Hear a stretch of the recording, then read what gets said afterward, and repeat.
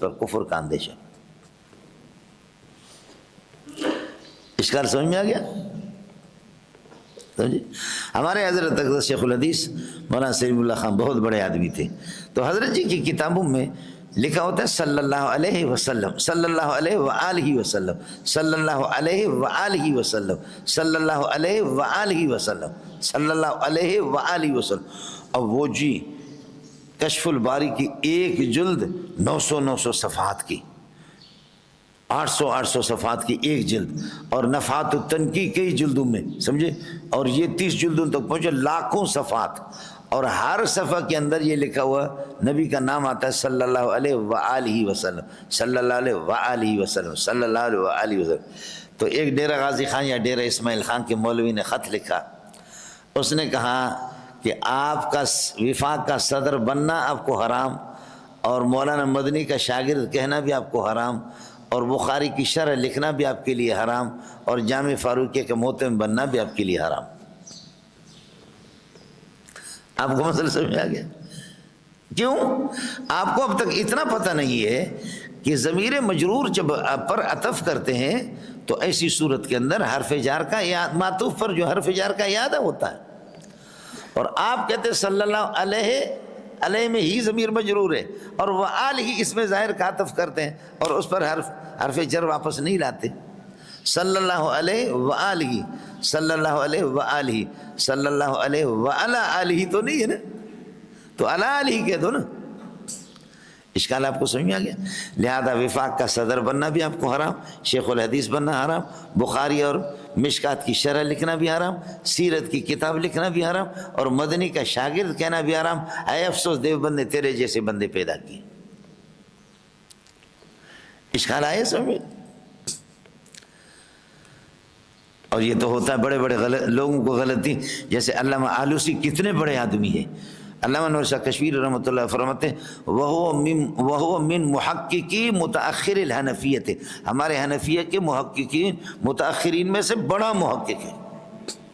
اور شاہ صاحب رحمۃ اللہ علیہ کہتا ہے، بولو، شاہ صاحب فرماتے ہیں کہ 4 تفسیریں، 2.5 لاکھ تفسیروں میں 4 تفسیریں اصل ہیں۔ مدارک، روح المانی دونوں نحوی ہے، روح المانی کا حال بھی آپ نے دیکھا، یخشا علیہ الکفر کا، اور مدارک کا حال بھی آپ نے دیکھا، سمجھے، اور 2 شافی ہے، ابن کثیر اور تفسیر کبیر۔ فرمایا اصل تفسیر یہی 4 ہے، 2.5 لاکھ 3 لاکھ تفسیریں جو کہ 700 زبانوں میں لکھی گئی، اصل یہی 4 ہے۔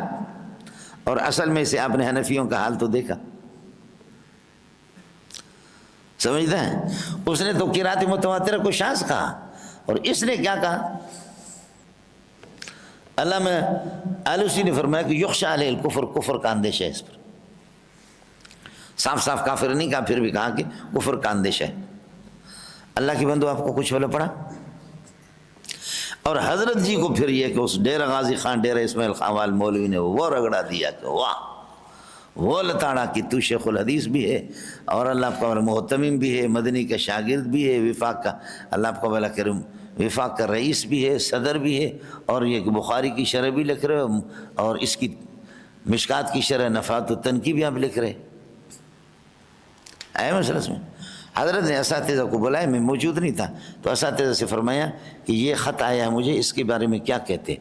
اساتذہ نے کہا کہ حضرت یہ تو بالکل اس نے ٹھیک لکھا ہے، یہ ہماری غلطی ہے۔ اب وہ کروڑوں جگہ کتابوں میں لکھا ہو صلی اللہ علیہ وآلہ وسلم، اس کو کیا کرو گے؟ لاکھوں میں نہیں، کروڑوں میں، لاکھوں تو صفحات بنتے ہیں، کروڑوں میں لکھا ہوا، تو اب اس کی کیسے تبدیلی کریں گے؟ اور اس نے جو حضرت اقدس قربان جو حضرت بھی جلالی تھے کہ اس نے اتنا جو ہے نا، اتنی گستاخی کی، تو حضرت کا دل میں تو جل رہا تھا کہ بھئی اس نے اس طرح نہیں، اللہ کی شان ہے۔ میں ان دنوں میں یہ پڑھ رہا تھا، تو اساتذہ نے کہا اس کے اعتراض ٹھیک ہے، ہم اس کا جواب کچھ نہیں دے سکتے۔ میں آ گیا تو حضرت نے مجھے بلایا، بھائی یہ خط لے لیجئے گا۔ میں نے خط لے لیا، میں نے پڑھ کر کے پھینکا اس کو، میں نے کہا یہ دنیا کا خود جاہل ہے، سمجھے، یہ خود دنیا کا جاہل آدمی ہے، اور اس میں غرور ہدایت النو اس نے دیکھی، باقی کتابیں دیکھی بھی نہیں ہیں، سمجھے، ہدایت النو اور کافیہ دیکھا، شرح جامی دیکھی، باقی کتابیں دیکھی۔ حضرت نے فرمایا آپ یہ بک بک چھوڑ دو، جواب دے دو اس کا۔ یہ بک بک چھوڑ دو، یہ کیا بک رہے ہیں آپ جواب اس کو دے دو، بتاؤ۔ تو میں نے حضرت کو بتایا کہ حضرت قرات متواتر ہے، قرات متواتر ہے کہ تسالون بہ والارحام، یہ متواتر قرات شاذ نہیں ہے، اور اس میں ظاہر کا ضمیر مجرور پر عطف ہو رہا ہے، بدون اعادت الجار، حرف جار کا اعادہ نہیں ہے۔ اور پھر اس پر فرمایا مجھے حوالے چاہیے، میں نے، اور آپ حوالہ پڑھتے بھی رہتے ہیں، کیا ہیں؟ بلغ العلا بکمالہ کشف الدجا بجمالہ حسنت جمیع خصالہ صلو علیہ وآلہ، وعلی آلہ تو نہیں ہے نا، عملنگو بلغ العلا بکمالہ کشف الدجا بجمالہ حسنت جمیع خصالہ صلو علیہ وآلہ، آیا مسئلہ سمجھ؟ اور اس پر پھر حوالے باقی تفسیروں کے جمع کر کے میں نے حضرت کو دوسرے دن دیا، 8-10 حوالے اس طرح دیا۔ تو حضرت اقدس نے پھر، حضرت اقدس حضرت تھا، حضرت جی نے اس کو لکھا کہ آپ نے مجھے صرف جاہل نہیں کہا، اللہ کو بھی جاہل کہا۔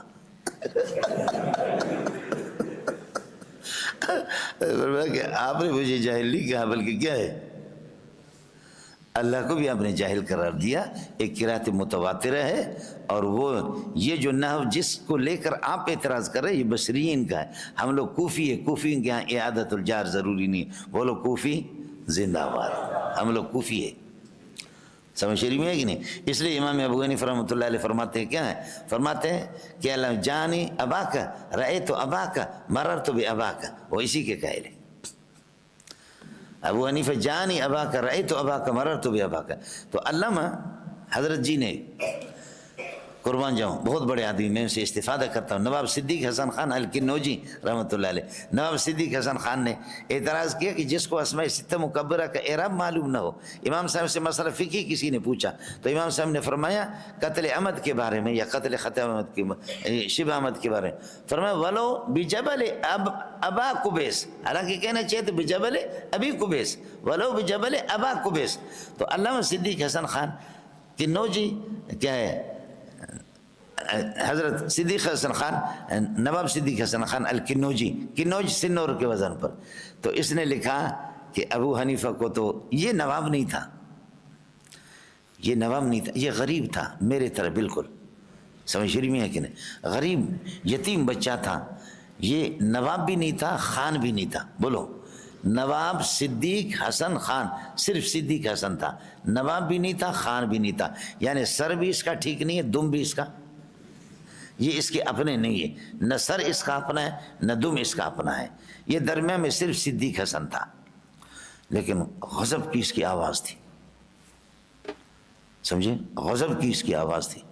یہ نواب بھوپال کی بنگلے کے قریب جو مسجد تھی، اس مسجد میں اذان دیتا تھا، اذان اس نے جب دی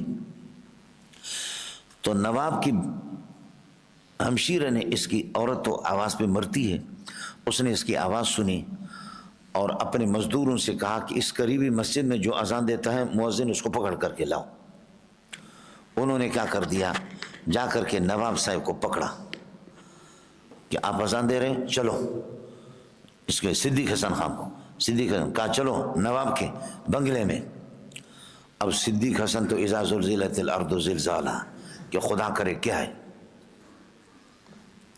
آیا مسئلہ سمجھ، لایا، کانپ رہا ہے کہ مجھ سے کیا قصور ہو گیا، کانپ رہا۔ خاتون نے کہا کہ آپ ہی اس مسجد کے مؤذن؟ نواب کی بہن نے کہا ہاں، جی میں ہوں۔ آپ نے یہ اذان دی ہے؟ کہا اذان آپ دیتے ہیں؟ ہاں۔ پکی بات ہے؟ کہا کوئی اور تو نہیں ہے؟ نہیں، میں ہوں، میں اذان دیتا ہوں۔ سناؤ اذان۔ اب میرا گلا بیٹھ گیا، میں آپ کو کیا سناؤں؟ اللہ اکبر اللہ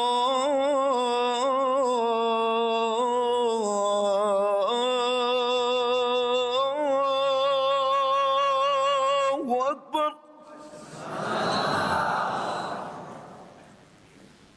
سمجھتا ہے؟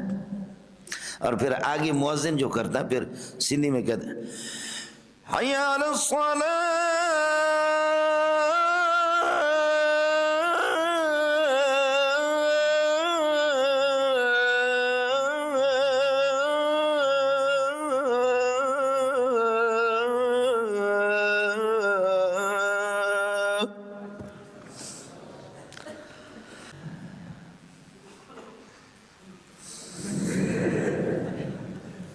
مسئلہ سمجھ؟ تو نواب کی بہن نے کہا کہ آپ نے شادی کی ہے؟ کہا نہیں. کہاں کی؟